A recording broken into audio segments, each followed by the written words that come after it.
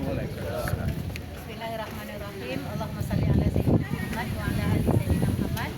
Selamat datang puan-puan, tuan-tuan ke kampung kami. Ini nama kampung kami ini Kampung Lampulo. Kampung Lampulo ini termasuk juga kampung nelayan. Ini kapal ini saat itu berada dekat jeti. Jadi belum pernah ke laut, masih di atas dok. Jadi kapal ini berasal dari kampung orang, dibawa ke kampung kami untuk di-repair lagi. Yang punya kapal ini sekarang sudah duduk dekat Medan lah. Memang beliau termasuk orang pengusaha besar. Kalau yang punya rumah namanya Puan Abasyah. Beliau seorang cikgu. Kalau suami beliau bekerja di Pertamina Minyak Petronas. Termasuklah orang kaya dekat sini. Jadi pagi-pagi tanggal 26 Desember 2004 itu pagi-pagi yang sangat cerah, itu terjadinya gempa tuh. Gempa yang berkekuatan berpotensi 9.3 skala Richter. Lama gempanya lebih kurang 8 menit lah. Jadi saat sekarang hari ini sudah 20 tahun berlalu, tapi kejadian ini macam baru-baru terjadi. Jadi nama saya Nilawati. Saya juga mangsa tsunami, cuma tak selamat di kapal ini. Saya sangkut di pokok kelapa. Jadi saya cerita dulu pasal kapal inilah.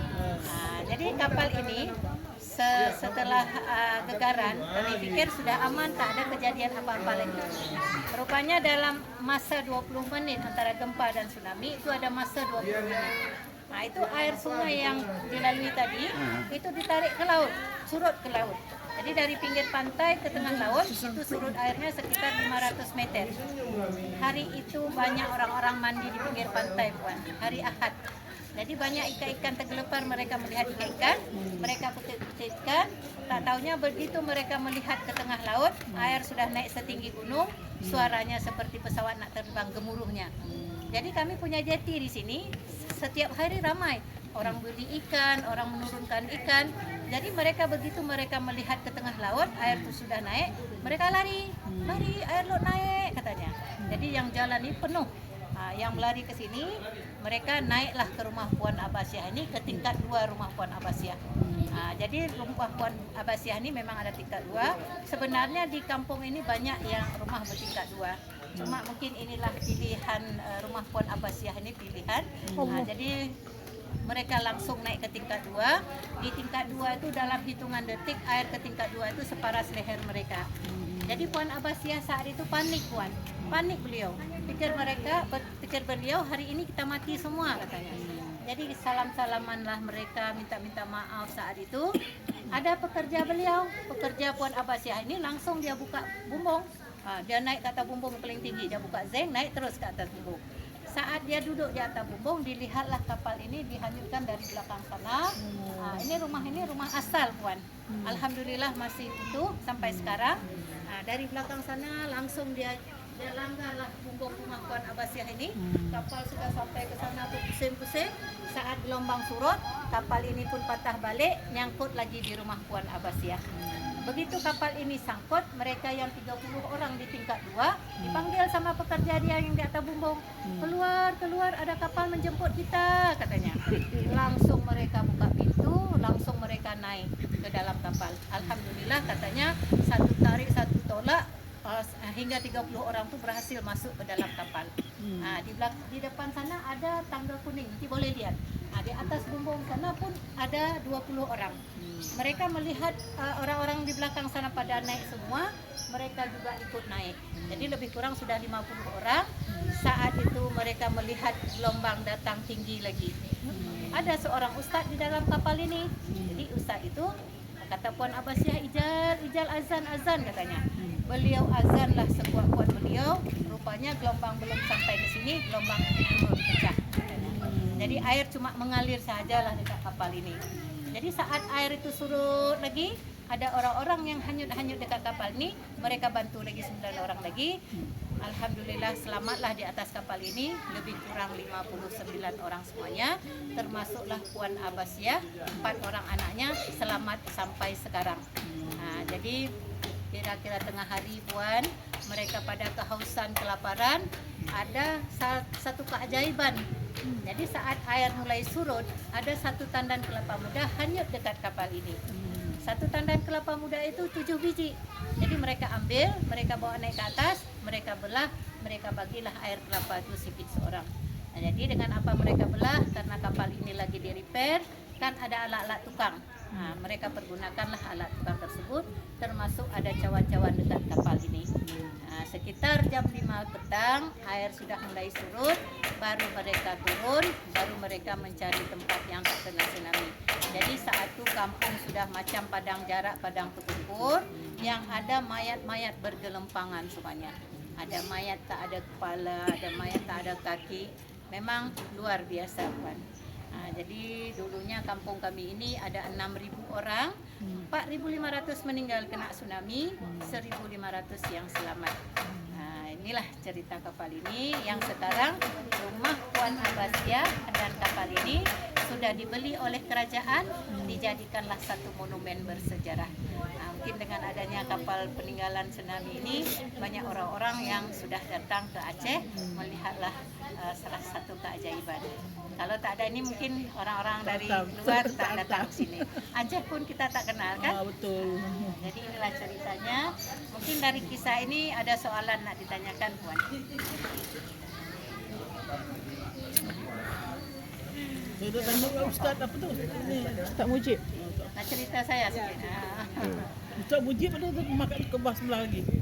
Ustaz Mujib, beliau masih Dekat rumah duduk situ lagi lah. masih di sebelah jiran Puan Abbasiyah. Ini saya datang dia yang tukang bawa. Ya. Ada tulis kat dia. Dia memang orang yang selamat di atas kapal. Ibu dia ada lagi. Apa? Ibunya ada lagi. Sudah almarhumah. meninggal. Iya. Sudah kira-kira mungkin ada lebih kurang 3 tahun ya. 3 tahun ya. Jadi saya cerita sikit pasal saya, mungkin pasal saya tak sama orang lain. Ibu duduklah ibu, macam ibu penat je. Tak apa. Duduk. Saya Puan saat itu berumur 40 tahun. Sudah punya anak 4 orang. 1 perempuan, 3 lelaki. Saat itu saya ini seorang ibu rumah tangga, Puan. Jadi sehari-hari saya bekerja dekat rumah, berniagalah dekat rumah. Tapi pagi itu mak saya cakap, karena mak saya tinggal sama saya. Pagi itu setelah salat subuh biasa saya pergi terus langsung ke pasar, belanja beli-beli dekat pasar, bawa pulang ke rumah. Tapi subuh itu mak saya panggil saya. Subuh itu lain memang. Dia panggil saya, Puan. Dia cakap, "Nong, hari ini tak usah berniaga, kamu istirahat aja hari ini. Cuci baju anak-anak kamu semua. Hari ini kamu istirahat, tak usah berniaga." Patuh saya tak berniaga hari itu. Saat itu tak lama, habis saya mencuci baju kira-kira jam 8 lebih, itu datang gegaran. Datang gegarannya macam deru angin, Puan. Saya pikir angin kencang, tak taunya gegarannya langsung kuat. Saya larilah ke belakang rumah bersama ibu saya, bersama anak yang nomor 3. Selepas gempa, balik kami ke rumah. Sampai dekat rumah, mak saya tak masuk lagi ke rumah, dia duduk di depan rumah. Dia panggil lagi saya, "Nak, pulanglah kamu cepat-cepat, mandi, pakai baju yang kuat, kalau ada apa-apa kamu bisa lari." Pulang ke rumah saya dalam masa 20 menit itu sempatlah mandi, bersih-bersih rumah. Tak lama kemudian orang berteriak air laut naik. Jadi saat itu termasuk abang ipar saya berniaga dekat jeti. Beliau lari sekuat-kuat beliau, lari ke rumah, memanggil kami, suruh lari kami. Kami pikir air pasang biasa. Begitu saya keluar dari rumah, saya melihat arah ke sungai, karena rumah saya dekat sungai, Puan. Air sudah naik setinggi pokok kelapa, itu macam ulas sedung lah, macam ulas sedung. Satu begini, satu begini. Jadi saya bilang, "Ma, apa itu lari air laut naik?" kata mak saya. Saat itulah, Puan, saya melihat huru hara terjadi. Mak cari anak, anak cari mak. Ada budak kecil yang jatuh dari gendongan ibunya. Ibunya tak sadar bahwa anak sudah jatuh. Langsung orang pijak-pijak budak kecil tu, langsung gilas lagi mak kereta. Tak ada yang bantu satu pun. Saat itu memang nafsi-nafsi. Orang tua yang sudah tak mampu lari lagi, diletakkan macam tu aja oleh anaknya lari, tak ada yang peduli. Termasuk, Puan, suami saya. Suami saya lari sendiri, beliau tak ingat anak isteri katanya. Yang dia pikir cuma diri dia sendiri. Saya lari, dapat anak saya 2 orang, dapat mak saya lari. setengah jalan mak saya pun tak mampu lari lagi. Nah, mak tak mampu lari-lari, mak. Saya pegang bahu dia sebelah kanan, lari. Tak lama ada kereta pick-up orang. Kereta tak ada bumbung belakang. Saya bilang, numpang mamak saya nak mampu lari, saya bilang. Begitu berhenti ke kereta tu, langsung saya angkat ke belakang. Dari mana tenaga saya pun tak tahu. Anak saya 2 orang ke belakang, saya duduk di depan. Karena di depan baru 2 orang. Kalau di belakang tu mungkin tak muat lagi. Nah, begitu saya buka pintu depan, saya masuk. Saat saya duduk, puan, kata yang punya kereta, nak kunci aja pintunya. Pintu kereta dia suruh kunci. Tapi ingat saya, ya Allah, bila pintu kereta ini saya kunci, pasti dalam air tak bisa buka. Saya jepitlah pakai tangan. Nah, jalanlah kereta. Kira-kira baru 2 meter berjalan kereta, langsung kereta kami digulung dalam air. Gulung terus dalam air. Jadi mak saya di belakang, anak saya di belakang, orang-orang lain itu terkeluar semua. Berhamburan terkeluar, tak tahu kemana lagi. Saya di depan. Begitu kepala kereta masuk ke dalam air, penuh air dalam kereta, kami pun sudah masuk air ke hidung ke mulut, 3 kami di depan sudah megap-megap lah. Teringat lagi saya pun, ya Allah, tadi pintu kereta tak saya kunci. Saya doronglah kuat-kuat. Begitu saya dorong, pintu itu pun mudah terbuka. Keluar kami 3 orang. Jadi saat keluar, kami pun berpisah lagi. Saya dipusing lagi dalam air, dalam benda-benda tajam, dalam mata kayu besar-besar. Saat itu sudah terangkat tangan. Teringat lagi saya, puan. Ya Allah, saya ini seperti kapas yang diterbangkan angin. Ya Allah, bila saya mati hari ini, ya Allah, saya pasrah. Bisikan hati saya, baca syahadat, kata hati. Saya bacalah syahadat dalam hati. Mulut tak bisa baca lagi, dah masuk air kan. Selepas saya baca syahadat itulah, puan, tubuh saya ni langsung muncul ke permukaan air. Walaupun ada zeng-zeng kayu-kayu, muncul ke permukaan air. Begitu muncul ke permukaan air, saya lihat masih ada langit. Ya Allah, belum kiamat. Begitu saya nampak lagi ada pokok kelapa yang masih utuh, masih tegak. Daun kelapa yang sudah merunduk ke dalam air, ujung daun kelapa kering itulah saya pegang. Begitu saya pegang, ya Allah, ini daun kelapa kering, ya Allah. Begitu saya pegang, rupanya datang gelombang lagi, berputar lagi saya pokok kelapa itu. Kalau putus ini, ya Allah, saya pasrah lagi, ya Allah. Alhamdulillah, daun kelapa itu pun masih melekat kuat. Tak lama muncul anak saya 2 orang yang saya bawa naik kereta tadi di depan saya lagi. Ya Allah, anak saya, ya Allah, pegang pokok kelapa, nak, saya berteriak.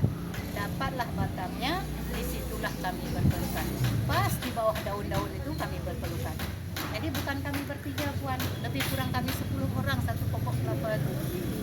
Jadi saat itu datang gelombang sekali lagi, saat gelombang itu surut, kami ikut air turun. Seandainya kami tak ikut air turun, mungkin kami tak mampu peluk pokok kelapa. Pasti kami jatuh ke bawah. Jadi saat kami turun, kebetulan ada sampah-sampah yang sudah sangkut di situ. Disitulah kami berdiri sikit seorang, lebih kurang sampai pukul 3 petang. Jadi di situ cuma bisa kami berdoa, berpasrah diri lah saat itu. Ibunya macam mana? Ibu saya hilang, puan. Langsung hilang, tak tahu kemana. Jadi saat duduk di atas pokok kelapa di sampah-sampah itu, saya berpasrah karena anak saya sudah kehausan kelaparan kan. Saya bilang, mana nak, niat puasa aja, tak ada apa-apa yang bisa kita makan. Jadi disitulah kami bertahan. Alhamdulillah, tuan-tuan, suami saya selamat. Walaupun beliau lari sendiri, beliau sempat tergulung dalam air juga. Beliau saat di dalam air mungkin hampir habis nafas beliau. Ada seorang budak kecil umur 6 tahun minta tolong, puan. Begitu beliau mendengar budak itu minta tolong, langsung beliau kuat lagi. Ditolonglah budak itu, didudukkan di bahu dia. Rupanya datang gelombang lagi, mereka dimasukkan ke bawah sampah-sampah, budak itu hilang lagi. Saat itu suami saya pun berusaha buka sampah, hingga sampah itu terbuka, beliau duduklah di atas sampah. Saat duduk di atas sampah, beliau berdoa lagi, ya Allah, kalau budak itu masih ada umur, ya Allah, selamatkanlah dia, ya Allah. Jadi saat itu alhamdulillah doa itu pun dikabulkan oleh Allah. Tak lama muncul tangan budak itu lagi di depan suami saya lagi. Diambil, diangkat, didudukkan di samping beliau. Saat budak itu duduk bersama suami saya, budak itulah yang mengingatkan suami saya. Maka dia cakap, Atuk, mungkin hari ini mak saya dan ayah saya tak ada lagi itu. Saya ikut Atuk aja boleh? Di situlah baru tersentak hati suami saya, baru dia ingat anak istrinya. Langsung dia menangis. Dia pikir kami sudah enggak ada. Jadi saat itu duduklah mereka di atas bumbung, di atas bumbung mas sekolah. Ada orang-orang yang hanyut-hanyut dekat bumbung itu, mereka bantu hingga bumbung itu penuh dengan orang. Jadi tak lama datang seorang perempuan ke suami saya karena melihat seorang budak kecil. Langsung dia tanya, Pak, ini anak kakak saya. Jadi legalah hati suami saya karena budak itu pun jumpa family dia. Jadi ambillah sama family dia. Sekitar jam 3 lebih lah beliau turun karena air sudah mulai surut. Saat beliau turun, beliau pun berdoa lagi. Ya Allah, jumpakanlah saya sama anak istri saya walaupun mereka sudah jadi mayat. Lebih kurang 30 menit beliau berjalan, harus naik sampah-sampah. Doa itu pun dikabulkan oleh Allah lagi. Saat beliau jalan, anak saya yang umur 10 tahun di pokok kelapa melihat ayahnya lagi jalan. Dia bilang, "Ma, itu ayah, ma, ayah," dia panggil. Saat dia panggil, terdengar oleh beliau, "Ya Allah, ini suara ini tak asing, pasti ini suara anak saya." Begitu dia panggil lagi, saya lambai tangan. Begitu saya lambai tangan, beliau melihatlah ada satu pokok kelapa yang masih utuh. Di situ ada beberapa orang, termasuklah anak istrinya. Jadi ya Allah, mungkin inilah balasanmu dengan saya menolong seorang budak kecil tadi. Walaupun saya dalam keadaan sekarat, Allah langsung membalas kebaikan saya. Selamatlah anak istrinya di pokok kelapa itu. Jadi langsung beliau datang, turunkan kami karena air pun sudah habis surut. Tolong kami, langsung kami mencari tempat yang tak kena surut. Jadi mak yang saya bawa lari tadi, beliau langsung hilang, tak jumpa lagi sampai sekarang. Anak saya satu yang saat gempa bersama saya yang nomor 3, dia pun dipanggil oleh Allah juga dalam keadaan tsunami. Jadi beliaulah titipan Allah sudah diambil saat kejadian tsunami. Insya Allah saya sudah reda. Kalaupun saya tak reda, saya pasti stres. Jadi dengan keikhlasan menerima cobaan ini, jadi Allah akan memberi saya ketabahan, kekuatan mungkin kan. Jadi inilah kisah saya Puan. Tapi ada satu hikmah yang tak bisa saya lupakan sampai sekarang. Mungkin saat saya dalam air, dipusing-pusing dalam air Puan, alhamdulillah aurat saya masih tertutup. Kulit saya ni tak ada tergores sedikit pun oleh benda tajam. Jadi mungkin dengan kata-kata mak saya terakhir kali saya patuhi, alhamdulillah saya masih dijaga oleh Allah. Jadi mudah-mudahan mereka semua, termasuk mak saya, anak saya, adik-adik saya, mudah-mudahan mereka mendapat pahala syahid dan diterima di sisi Allah Subhanahu wa taala. Amin. Mungkin karena sudah 20 tahun, mungkin kesedar banyak orang-orang datang, mungkin kami pun ikut sedih lagi. Tapi inilah kuasa Allah lah, kami harus buat lagi. Kami harus bangkit untuk mencari amal ibadah juga kan. Jadi kalau dalam kesedihan terus mungkin kami tak bisa melaksanakan amal ibadah. Jadi inilah cerita saya Puan. Mungkin kisah saya ini bisa diambil hikmahnya. Mudah-mudahan kisah kami ini tidak terulang lagi. Cukuplah orang kami yang rasakan. Jadi ini mungkin ada soalan nak ditanyakan Puan-puan? Suami Puan masih ada? Masih, alhamdulillah. Sampai sekarang suami saya masih hidup. Beliau pun alhamdulillah.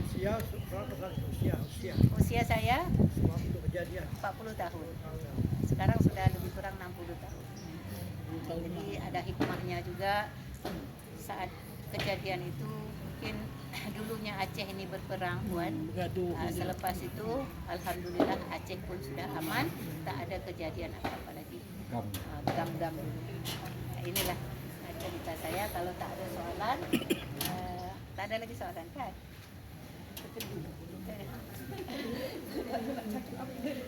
Jadi ini ada mangsa juga Puan. Mangsa-mangsa di belakang ni mangsa semua. Kalau ada ini, ada baru siapa salin 1 bulan. bersama babynya di atas punggung rumah orang. Alhamdulillah baby itu pun selamat sampai sekarang. Walaupun menangis 1 hari itu menangis terus, tak makan tak minum, atau mungkin dia tak mau kan. Alhamdulillah sampai sekarang pun masih hidup. Kalau makcik yang di belakang ni, dia hanya ke laut. Dia selamat juga, dia tergulung juga dalam air. Selamat di atas sampah-sampah dibawa ke laut. Jam 5 petang ada nelayan pulang dari laut lepas, dibawalah pulang oleh nelayan tu sampai sini. Di sini pun tak ada kampung lagi, rumah pun tak ada lagi. Jadi yang ini namanya Nenek Bola. Dia famous lah sekarang. Dia karena selamat di dalam kapal. Dia salah satu dari 59 yang selamat di dalam kapal ini. Kapal ini. Jadi 59 termasuklah Makcik Bola namanya. Jadi yang satu lagi, dia pun selamat dari tsunami sama seperti saya. Dia hilang anak 2 di tangan. Satu sama beliau, satu sama suami, sempat hilang. Dia sangkut juga di atas pokok, tapi kondisi dia pingsan lah. Jadi ini aja puan. Ini ada buku Nenek Bola tu. Ini buku cerita dia lah. Dia bercerita, dia bawa buku. Jadi harganya 50.000 satu. Kalau ini termasuk kisah saya, kisah suami saya, kisah Puan Abbasiyah. Ada beberapa kisah. Jadi harganya sama, 150.000. Ini mungkin nanti beli itu ada sebelah sana. Saya pun berniaga dekat belakang. Mungkin ini aja.